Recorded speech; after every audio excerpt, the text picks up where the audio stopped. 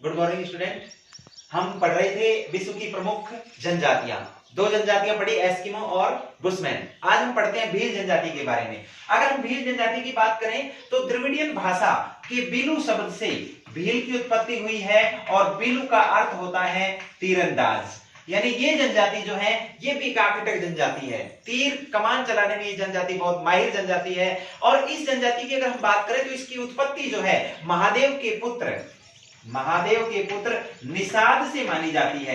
यानी भील जनजाति जो है वो महादेव के पुत्र निषाद से इनकी उत्पत्ति मानी जाती है। अगर हम बात करें रामायण काल की बात करें तो दंडकारण्य वन जो है उसके अंदर श्री राम भगवान को एक भील जनजाति से संबंध रखने वाली सबरी ने झूठे बेर खिलाए थे। अगर हम रामायण काल की बात करें तो दंडकारण्य वन के अंदर सबरी ने जो श्री राम को जिन्होंने झूठे बेर खिलाए थे उसका संबंध भी भील जनजाति से था।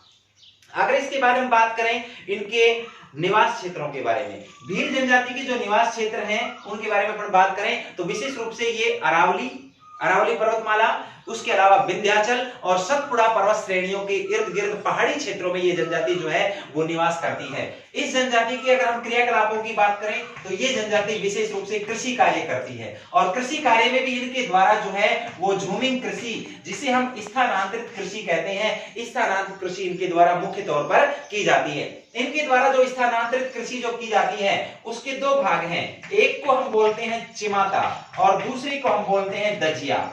इनके द्वारा पहाड़ी क्षेत्रों के ढलानों पर सीढ़ीनुमा खेत बनाकर इस तरीके से जो कृषि कार्य किया जाता है, इस कृषि कार्य को अपन बोलते हैं पहाड़ी क्षेत्रों में किए जाने वाले को चिमाता। और मैदानी क्षेत्रों में जो कृषि कार्य इनके द्वारा किया जाता है उस कृषि को अपन किस नाम से जानते हैं? दजिया के नाम से जानते हैं। यानी ये जनजाति विशेष रूप से एक कृषि करने वाली जनजाति है और इसके द्वारा स्थानांतरित कृषि की जाती है, जिसे पहाड़ी क्षेत्रों में चिमाता और मैदानी क्षेत्रों में दजिया के नाम से जाना जाता है। तो ये भील जनजाति का एक सामान्य परिचय हुआ। इसके बाद अपन निवास गृह के बारे में बात करते हैं। ये लोग जो है घास फूस और मिट्टी से बने हुए, घास फूस, लकड़ियों या खपरेल से बने हुए अस्थायी या कच्चे प्रकृति के अधिवासों में ये लोग ज्यादा जो है निवास करते हैं, जिसमें विशेष रूप से बांस, घास फूस का इस्तेमाल जो है इनके मकानों में किया जाता है। इनके द्वारा अस्थायी प्रकृति के अधिवासों का निर्माण किया जाता है। इसके बाद बात करें इनकी प्रथाओं की। इनकी यहाँ एक बहुत ही इंपॉर्टेंट प्रथा है जिसे हम गोल गाधेड़ो कहते हैं।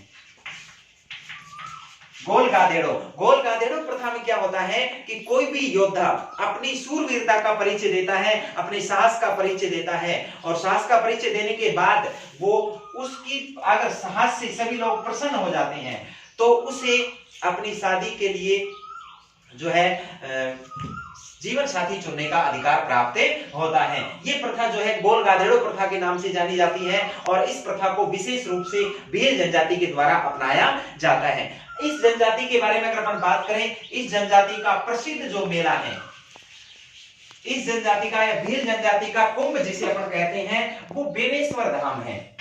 बेनेश्वर धाम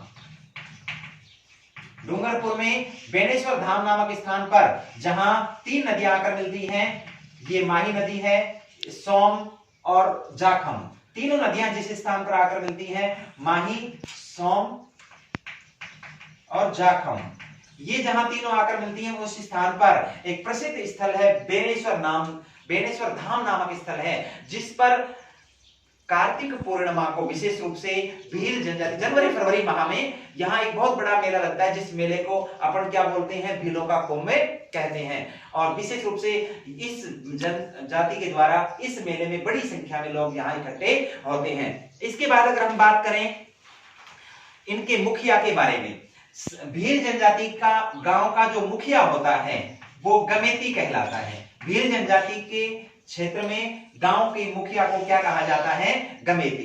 तो ये सारी चीजें जो है भील जनजाति के बारे में थी। अगर इसके बाद अपन बात करते हैं नेक्स्ट क्लास में गौड़ जनजाति के बारे में।